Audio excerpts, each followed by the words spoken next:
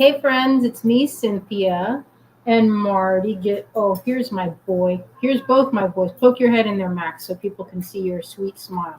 That's my son, Max. He's my helper today. Marty's also my helper. He's always my helper and inspiration. Today I'm going to show you how I make my polymer clay masters for making either resins or something that can be used to use as a kind of a model for other types of materials that we can make. So I'm going to, Bonnie says, hi, Marty. You can go over there now, son. Thank you. Sweet. Thanks.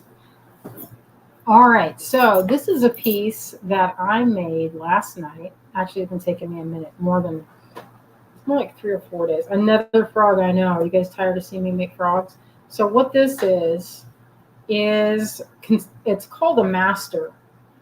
All right, let me see if I can get this right. This is a master that will be made into another material by either scanning it, molding it in silicone, or, well, those are the two ways that we're going to be using this. So a while back, I had an opportunity to make some pieces with my friend Jen, and here we go. I know what's in here. Oh, I see some friends here. Hello, my friends. Hello, Cherie. Hello, Bonnie. Hello, Katney. Hello, Kalite. Hello, Nilda. So I helped my friend Jen make these big bees, right? The process for that usually is you could draw something, you could make like a graphic that has all the measurements so that it can be plugged in. Oh, here's Azalea. Hi. I was just coming in here to see if you needed help switching the camera.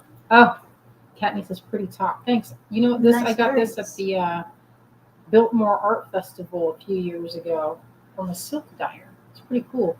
Although they made the armholes really flipping high for some reason, so it's like right up in my. I won't have to redo it because that kind of drives me crazy a little bit. But why do you make such small armholes? But so high up too. I mean, the guy that did it, he doesn't wear the tops, so that's probably why it was like that. So anyway, this time I want this frog to be in jade or quartz or labradorite. Let me see what other stone. I think a good, it'd be pretty as that yellow opal or some kind of luminous serpentine would be really pretty. So that's this. It has the hole ready. So all that needs to be done is that it needs to be scanned. They have these 3D scanners now that can scan the entire thing. And then, to my understanding, I don't actually have this tool, so I don't know exactly how it works, but I've seen videos of it. So it's kind of like way back when they used to do wood the similar way, like with a lathe, where there would be like, say that this is the, this is a carving tool, but another point would be like there's another tool, this master would be on another piece and it would turn. And there would be like this motorized arm. There'd be like 10 of them lined up. And as it spun, it followed the contours of the master. And as that thing spun around really fast, it would take the shape and all the tools would be making the same motion and doing the same action. So then when you were finished, you had 12 pieces carved in wood. So they do a little similar thing with stone. It's not exactly the same, but the concept is that you have it programmed in these arms that come down, holding these very sharp diamond bits, carve away the extra material from the stone. So this will be helpful instead of a drawing. Kind of works better so that they can see how thick the piece is. Because sometimes a drawing can be, well, you get a drawing and you put it in and it might not give you the same kind of heft. Like this is going to be a nice, thick, wide basically, I just thought, what do I want to exist? And then, I'm going to make happen. So, oh, yeah, I almost forgot. Right there, the hashtag says kit. I couldn't get it right because it's all backwards. So just write hashtag. It has to be exactly the way it's spelled here or it won't work. Because if you put in capital, it won't read it. So put it in with lowercase, hashtag KIT. And we have a kit. Where's that kit? I have it laid out here for me. Well, Azalea will bring it here shortly, I think. It's laying right here. Oh, here we go. Now I don't see. Oh, right in front of my face. It'd be like my grandma said, if it had been a snake, it'd have bit me.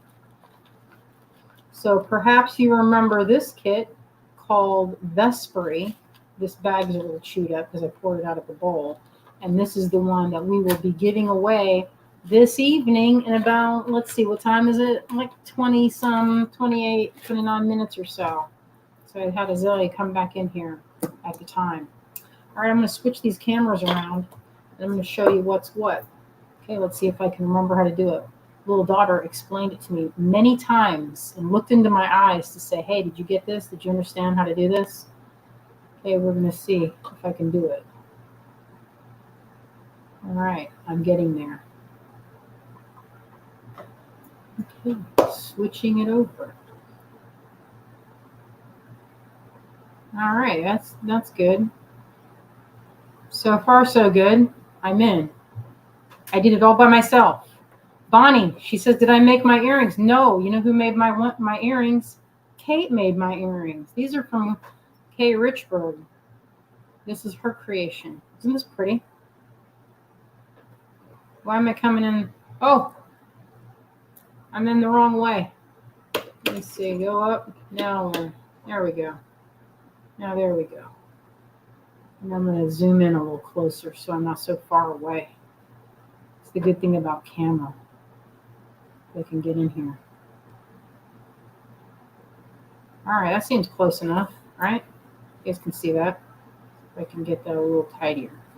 All right. Oh, okay. Oh, this didn't do anything what I thought it would do. Shoot.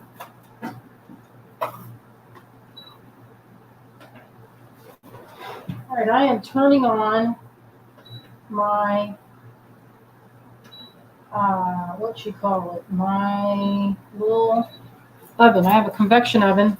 It's going right now.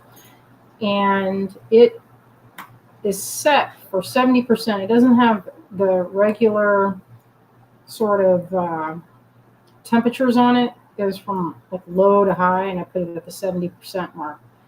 And what I'm doing is baking some clay. It's really fun to carve polymer. It's super fun. Yeah, I'm gonna go back and to the regular. I didn't realize I was just on camera. Oh, hello, my friend Donna. Hello, Gumnut. Hello, Carrie. Hello, Karen.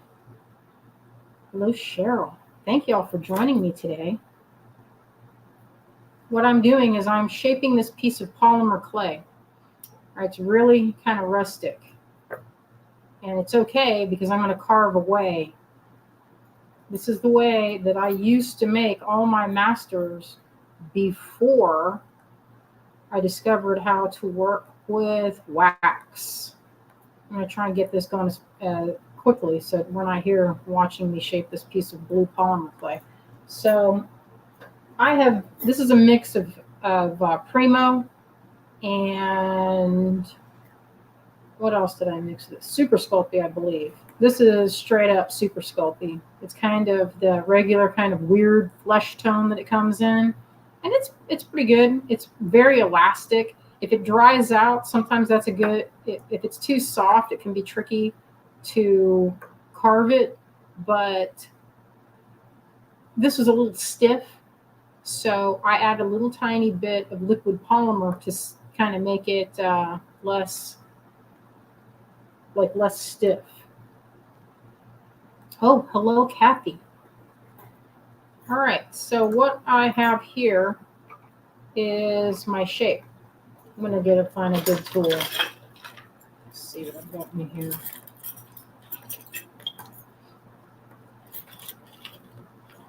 Wood tools seem to work pretty good for polymer clay. So I'm just going to rough out my shape a little. I had a dip that I didn't want to be there. It's usually better if your tool that you're using for the core is not sloped like this. This is tapered, so I have to keep switching it back and forth. And all will become clear in a second. So it's easier to manipulate when it's soft like this. It's very easy to manipulate. It's very dusty. If you want your clay to be flawless, then and no like dust smears and dirt on it, because I just keep this in like a bag like this after I've mixed it. Now, when I mixed this clay, I put it through my pasta machine and got it till it was very, very soft. And you want to do that because polymer clay is basically kind of like an epoxy, and it can separate when it's been sitting around. And you can tell here that in this sort of spot here that this wasn't mixed that great. There's a couple other spots, like these little hairline, little cracks. It's not that important for this because it's not really, I'm not going to use this as the finished project. All right, so I'm just getting my basic shape.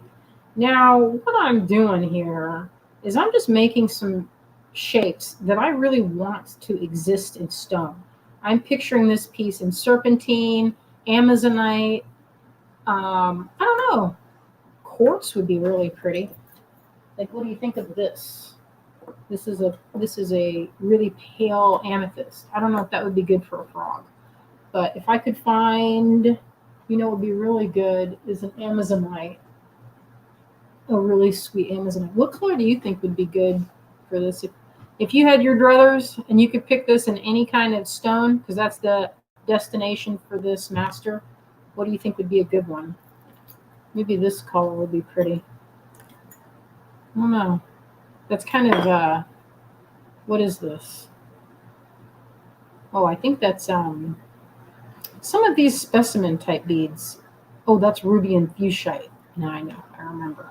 Bonnie says green jade. That'd be pretty. Yeah, I don't know why I didn't think of jade right immediately.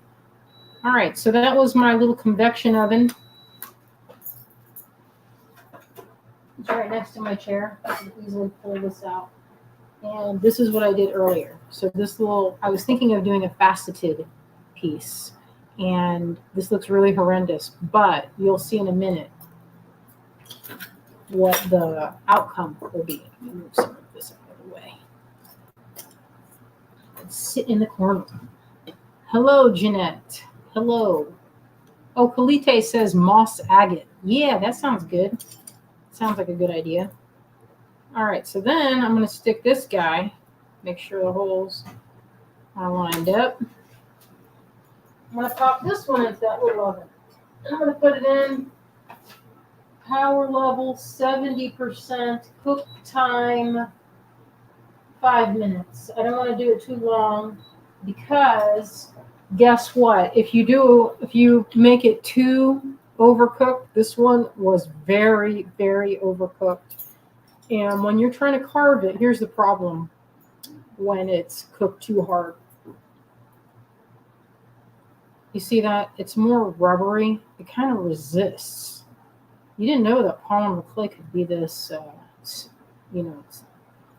I don't know. I don't think it's very easy to carve at all. So do not put it at full strength. If you have a little convection oven, this was at like 6 minutes maybe even less. And I smelled it burning. I was like, shoot.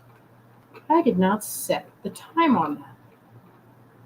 And I thought it would be, I thought it'd be fine. And so I was like, well, we'll see what happens.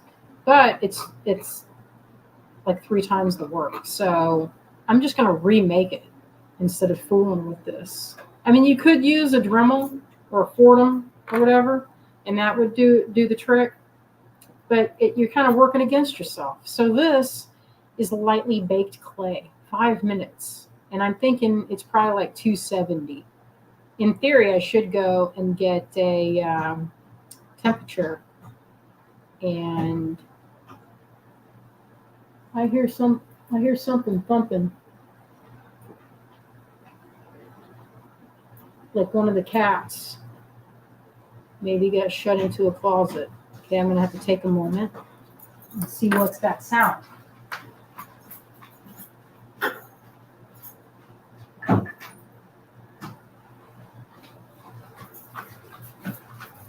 That was Marty. He really needed to get into the hall closet. So, check out how easy it is to carve when it's lightly cooked. It's like carving soap. It's very fun. Now, you see these kind of chewed up areas here?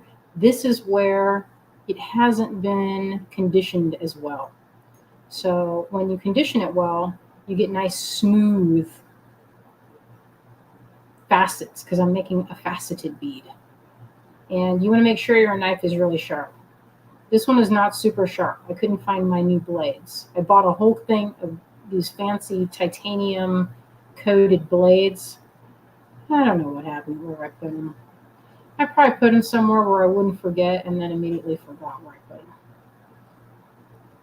You ever do that where you're like, oh, I will not forget this location because it's so weird for me, and then immediately forgotten. Immediately. So this is pretty addictive. I don't know if you've ever tried this, but if you need to do something to calm your brain down, bake yourself some polymer clay at 270 for 5 or 10 minutes. Less is better because it will be nice and soft. You wait till it's too hard, and then it's like a rock, and then it's you have to kind of force it. Terry says, have you done the carved clay with layers to reveal other colors as you carve?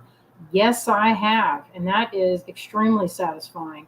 I was going to do that for this, but you know what? I did not have the colors prepped, so I thought, we'll just do it in blue. Maybe I'll do it on another one and show, because you could get some really neat effects, because you could do it one layer at a time. So this one, I'm making a bead that I want. We'll see if it comes out good. I don't know if it will or not. I might just go with a different, I don't want it to be this big. But it's kind of not worth it to design a bead that's very small, because most shapes already exist. But I'd like to make something that has a look of an ancient bead, or what they call a pre-Islamic cut. Although, you know what they don't make a lot of? I found some beads that I really want in stone. Here's one here. This is a good one. I can't remember if this is one I made, because I went through a phase of making beads just like this shape, or if this is one my buddy Pat made. Hard to say, because I have exactly this stone, and I have some. I think this is a jasper that we called, what was that called? Pine jasper? I don't remember the name of it. It's a kind of a weird specimen. But this, I'm thinking that I will just,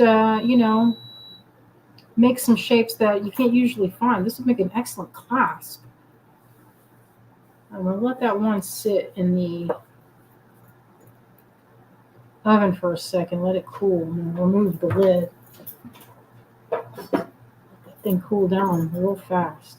So one of the things you can do, say you want to do this and you're not making it for a master,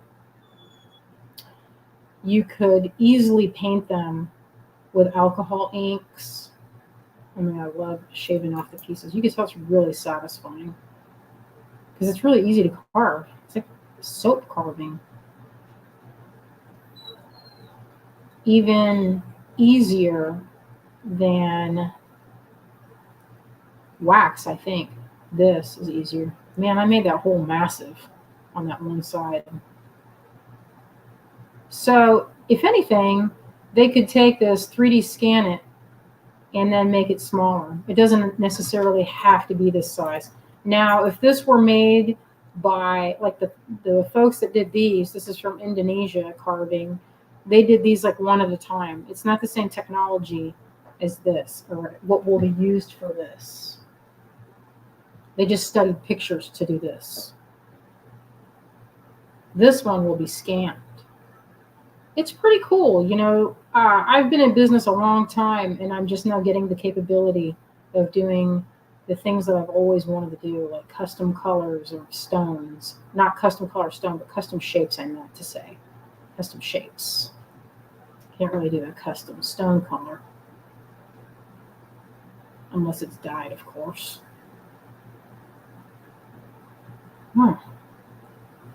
So, I don't know. I could just keep going, you know? That's the fun part. You can just keep going until you get exactly what you're looking for.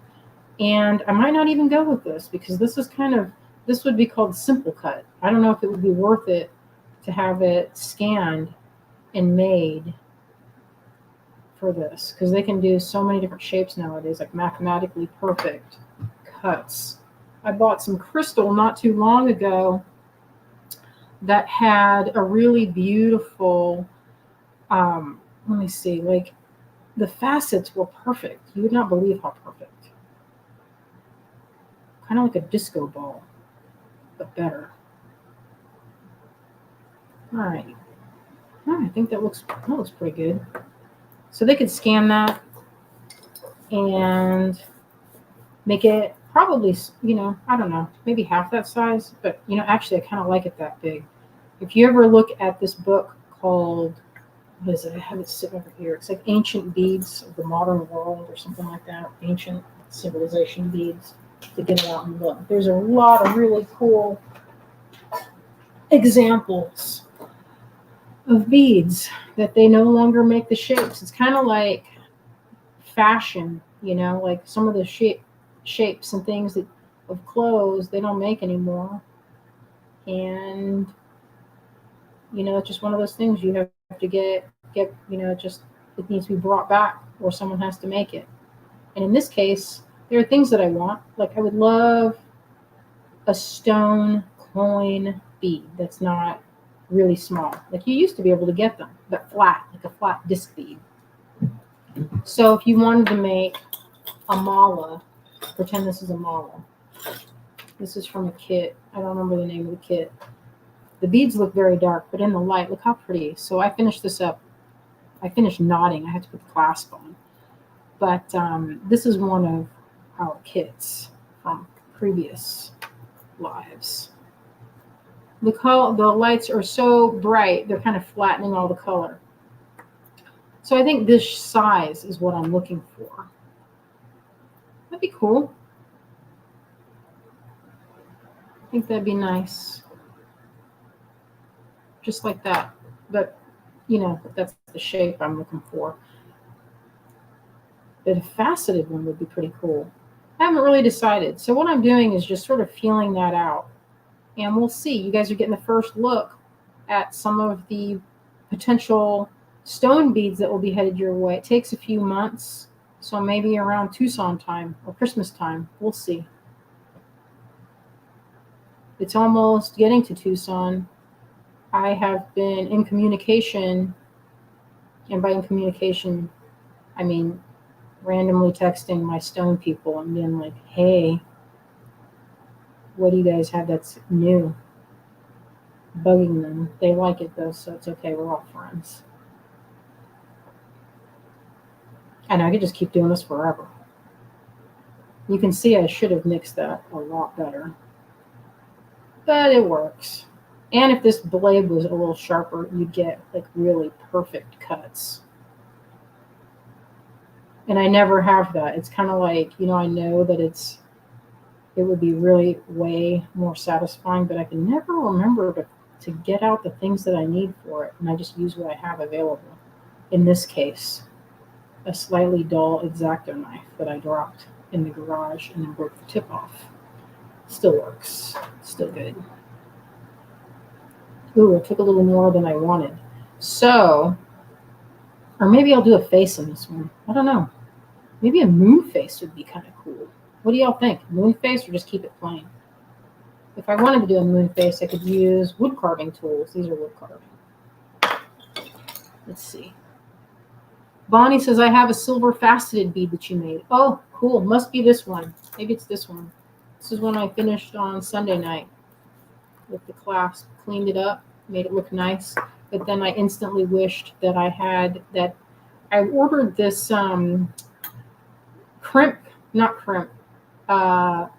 cover to cover this, make it look more tidy. But I forgot to put it on there like a goofy person. Anyway, that's one. You know what? This bead, this is how I made it. Exactly. Just like this. Kolite says magical moon face. Kathy also says moon face.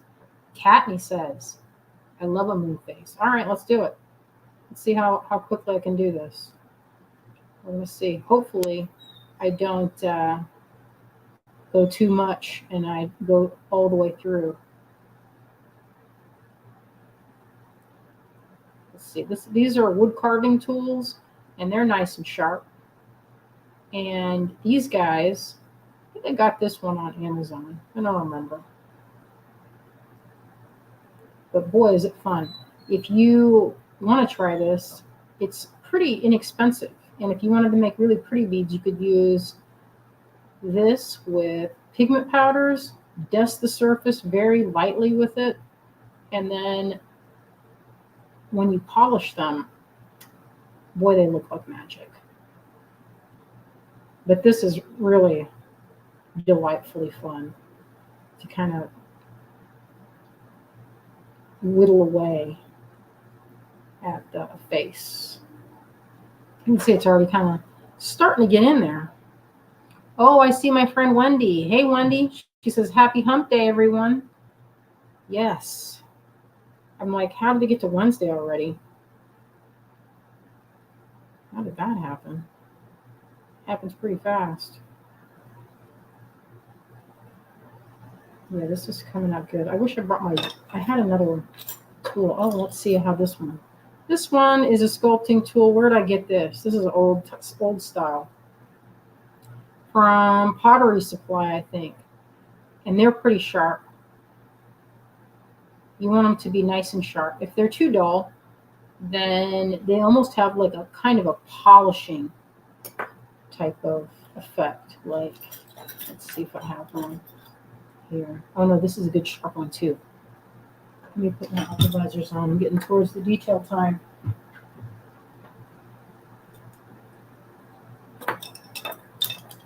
All right. It's so much clearer now. I have to wear glasses for my detail work. But that's everyone nowadays, huh? And you want to protect your vision. Maybe I'll leave the back side kind of a faceted look. That might be cool. Kind of give it a mystical quality. You know, my moon pendant is one of my very favorite ones. It's like my favorite ones are very simple. But then I say that, and I'm like, no. No, my favorite is my new octopus. It's always what's new, right? Oh, hello, my friend Monica. Hello, Monica. All right, let's get that nose in there. So see, when it's not that sharp, see, you take off a little bit less, and it gives it a softer sort of look. Which one is sharp? Oh, here we go. Dig in there. Get those. This is a satisfying part, is doing the eye cuts. Need a steady hand for this part. Hello. Oh. Dig in there. What are you doing to my cat? Scrubbing him. Let's get in here for the mouth. Would you like another 10 minutes? Yeah, that'd be good. Perfect. Azalea is about to do the giveaway. We'll do that in another 10. All right, it's looking pretty good. Oh, Monica says kitty faces and moon faces are the best. Yes, I would agree with that. Looking good, looking good. I think that this side, if I can get it, I have a tendency to want to detail the heck out of everything, but the things that I'm most drawn to are kind of ancient shapes, simple shapes, but I don't know. So it's kind of, I've had some pretty good news. I'm going to make a earring component. I've been in contact with the folks that are taking over TierraCast, and we're in talks now of making earring components kits. So that's pretty cool. And they can do the platings and everything. And they can do things that are very difficult for us to do. Some people would say, oh, small should be easier and better. But you know what? Here's the thing with that. Some of these small things that we have in our collection, they are as much, if not more, labor intensive than making some of the big ones because they're hard to hang on to and it's easier to mess them up. And then if there's a big flaw with it, you have to toss it back in, start over. So pretty good news. It's going to show one of my ideas that I have for that earring idea that I was just talking about. It's looking pretty good. Oh, Nancy says, yay, TierraCast Green Girl Studio. Yes, we'll see how it goes. I was friends with the previous owners of TierraCast years and years back. We would chat at different shows, and we would often talk about doing a collab. But it just never seemed to happen. And now I'm finally at the point where I'm gonna say organized. I'm not that organized. It just happened to line up that way. So anyway, that's one of my happy things for this week. My happy news is that seems to be going. And so all I have to do, and I say that, all I have to do is come up with a real winner because they have a really high minimum. So whatever I pick, it needs to be a good one, and I can't, it's not going to be one, but I'm going to be like, you know what? Only I will like this. It has to be a real winner because I'll have like 1 million of them. It's a high minimum. That's the only thing when you start going in the pro level. That's looking pretty good. Let's get its face going, or its mouth, I should say. It's looking cute. So I'll just show one more type of, it's probably making y'all crazy to see all this stuff here.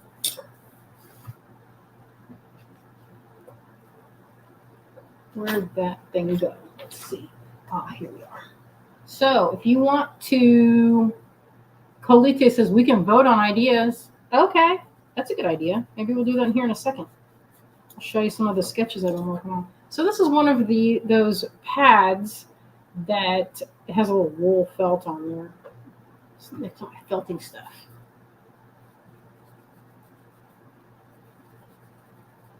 So you can see this is a good way to knock off all the hard edges.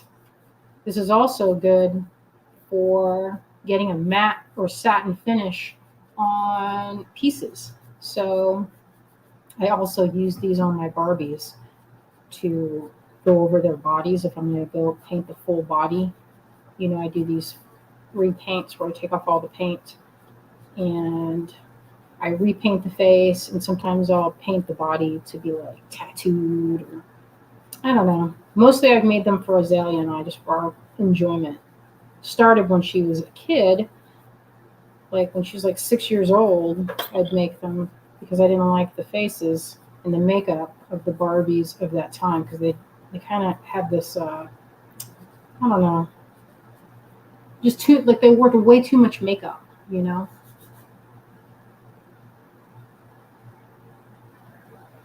Oh, Sheree says, what has been your best smaller pendant style? Mermaids, fairies. I don't, you know, it's hard to say. Our all-time bestseller is the piece that's called, what does it say on it? It has a tree on it. I can't remember what's on it. I'll have to think about it a minute. Oh, no, it says Grow Strong. I can't even believe that I had to think about that. Colita says, do you make Barbie jewelry? You know what? I made Barbie jewelry over a few days ago for my friend Star. She came over. We were playing with our dolls, and by playing, we had them on the table while we were knitting.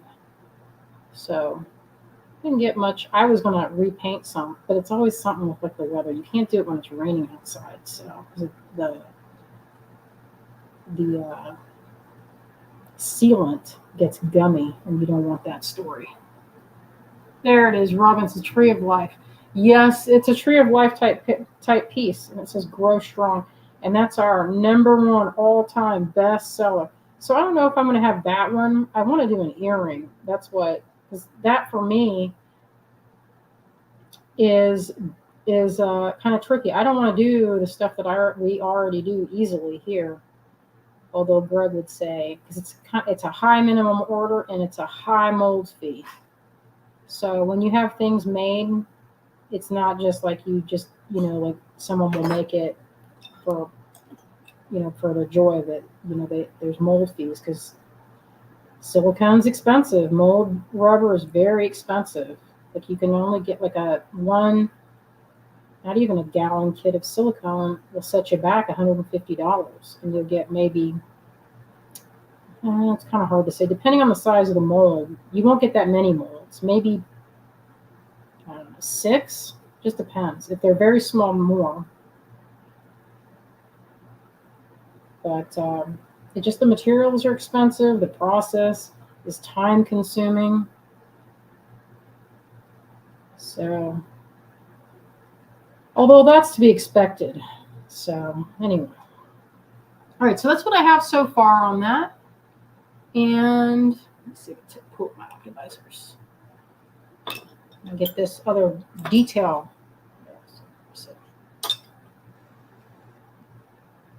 All right.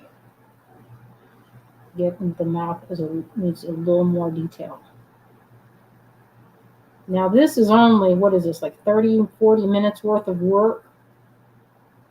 This is the very beginning of the stage of this. So you're seeing the very, very first portion of this style of carving.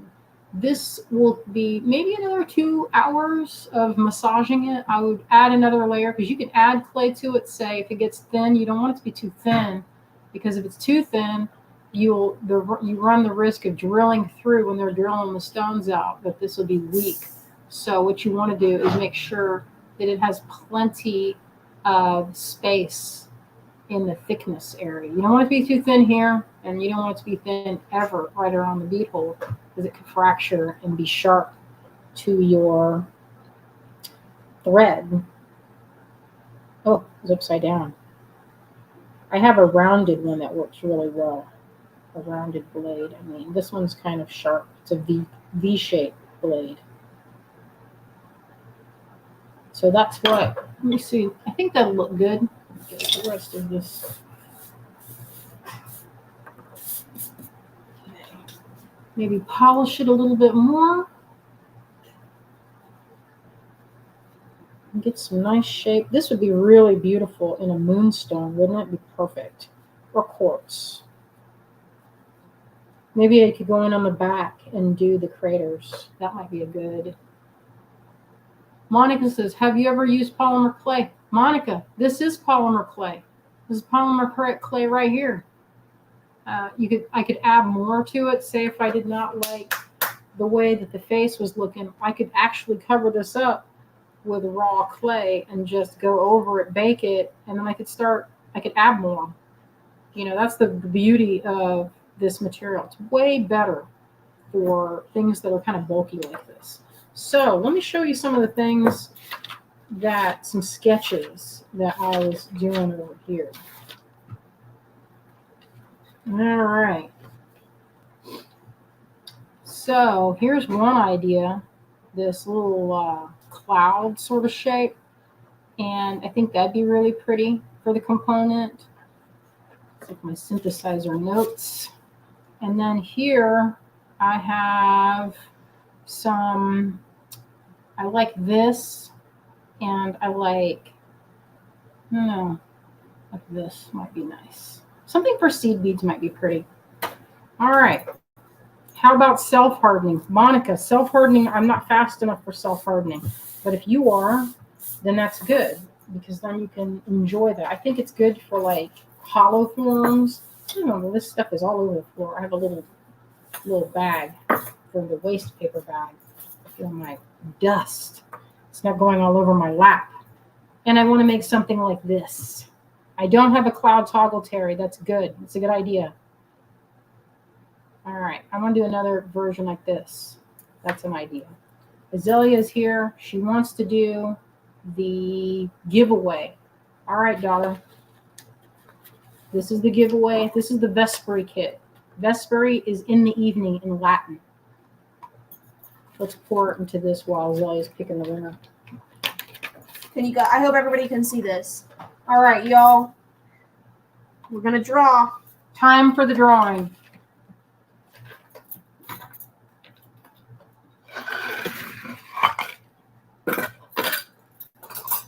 Angela. Oh, Angela, yay! I hope you don't have this already, Angela, because this is coming to Angela.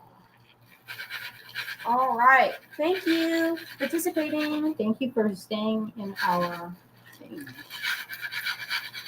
Yay.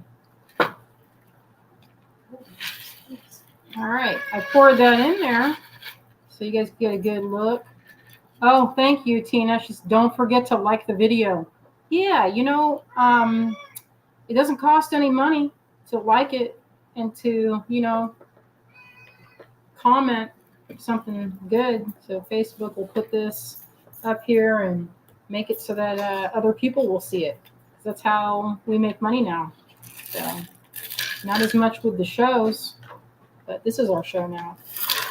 I'm going to scoop this back up. This is the winner. This is the prize for the winner. All this juicy goodness. A lot of hessonite.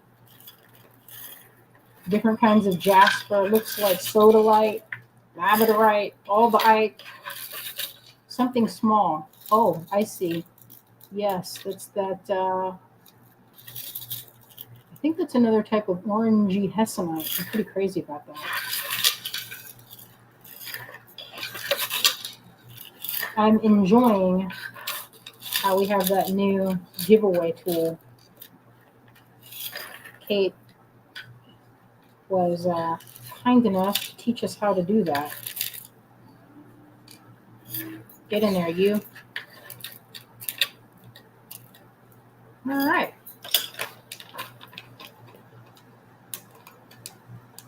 Oh, Sheree says, wait until after the show to comment. It helps it to be seen. Oh, I did not know that. Thanks, Sheree. That's smart. I didn't know that. All right. I'm going to flip this. Let's look at this. All right. So this is what I have so far. I'm thinking that this would be a good one in moonstone or quartz. I don't know yet. I'm not sure what's going to happen to this. Who knows? This might just be the center core of a bead. You never know what's going to happen. I might go over this to make it a little prettier. So to polish, you can use sandpaper. And the best way, though, is after everything is done, is to use a buffing wheel that has a cloth buffing pad on it. And you would never have to do anything to shine it. It would just be pre-shiny after you buff it. So it would seal the surface. Just like this is, do y'all remember when Clue used to make it? Her business was Clue, called Karen Lewis Beads. This is one of her drum beads. This is polymer clay. And this is hard. baked very hard. I've had this in my collection for many, many years, and it is one of my favorites. I had other ones and I put them in necklaces, and they've long ago been sold. But this is polymer that has been made into canes. That's this part here. And well, this is also a type of a cane. This is like an ivory. I think I show how to make this in my book, Enchanted Adornments, to make this particular colorway. But this is called Millefiori caning, and it's very detailed, very exquisite work. And this is buff. This is not coated with a varnish. If you use a varnish to coat your beads, you know what? That stuff can degrade over time. So the best way to polish them is to buff them with a soft cloth. You can go over it with one of these. You can shine it. This is the old school way. Take a tool. Say I was finished with this. Flip it. Go over it and kind of smash the surface down and buff it. And you can see already, maybe see it. See that little spot where I was buffing?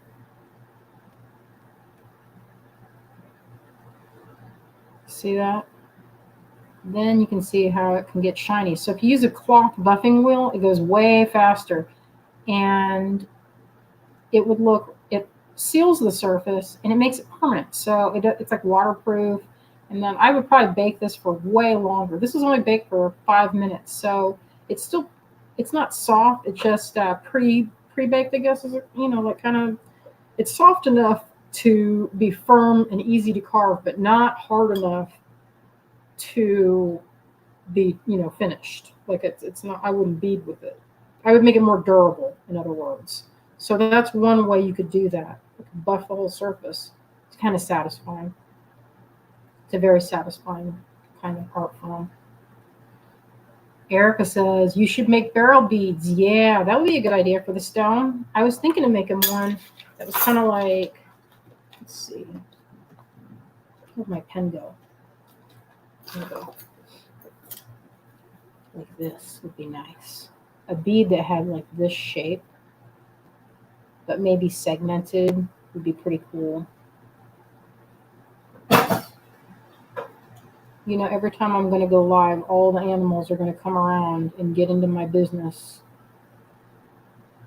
Yeah, that might be good. It's kind of like a pupa or something.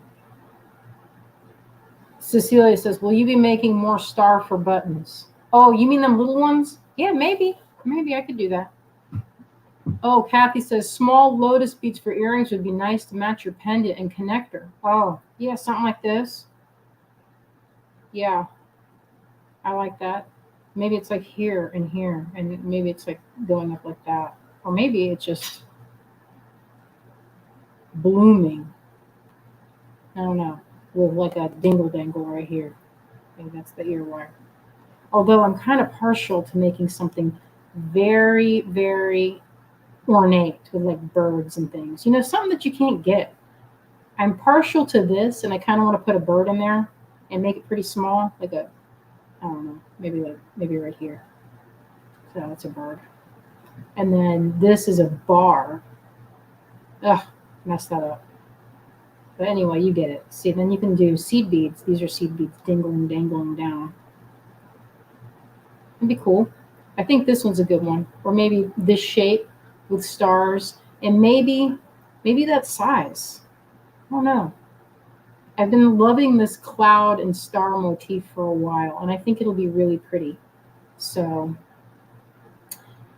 Oh, Terry says, can we talk about the Fab pen? Oh, you know what? This is from a gal on Etsy. She hand turns this, and it has a thing so that you can, be on your phone and making, from Pocket Procreate, or it has a pretty smooth pen. It's a good blue pen. Very nice, almost a purpley ink. All right, folks, I'm going to flip this around. See if I can get it. All right. Camera. Oh, no, I'm on stream now. What do you guys think? I did it on my own today. Azalea helped me a little bit.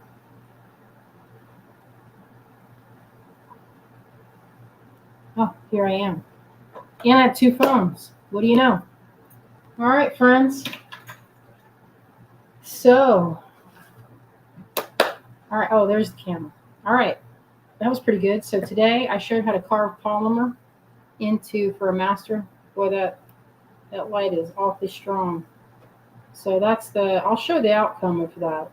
And you can see for yourself how it'll look. I think even amethyst would be pretty. Could you imagine? Look at that color. I want it to be in this color. And this is coming soon. Hopefully for Tucson time. Be a massive big pendant. It's kind of skin colored though in this color polymer. Not awesome. But you know what? It's not for that. All right, get back down here to StreamYard. All right. Sherry says, oh, with glowing, Terry says, that would be so fun with glowing polymer. Oh, yeah. Yes, indeed. Terry says, great tips. I need to half bake my clay. Yeah, for sure, for sure. Oh, thank you, Jillian. This is a nice silk hand dyed. All right. Moon face on front, druzy on the back. I like that talk. And Sherry says, how about a bird entwined with a floral vine? You know what? I have that kind of drawn over here. And I like that idea of making something that has a very vintage sort of interesting, maybe kind of I don't know, I want to say like a fantasy sort of element to it, you know? I don't know. I have to look around and see what appeals to me. All right, friends. Thank you so much for joining me on this wonderful Wednesday evening. I hope you had some enjoyment watching how I make my polymer masters for either silicone mold making or for 3D scanning. So that's how it's done. And hopefully you all have a wonderful rest of your evening. And we will see you. Oh, Angela, where do I send the address? Angela, Facebook me and Facebook message me. I'm going to write it down here so I don't forget. Azalea doesn't forget that, but I forget stuff. All right, friends, I will see you on Sunday. I have a cool amount of silver to show. That is in the works right now. We're casting all week, and we will have that done for you on Sunday. All right. I hope you all have a great rest of your week. Stay creative, y'all. Good night.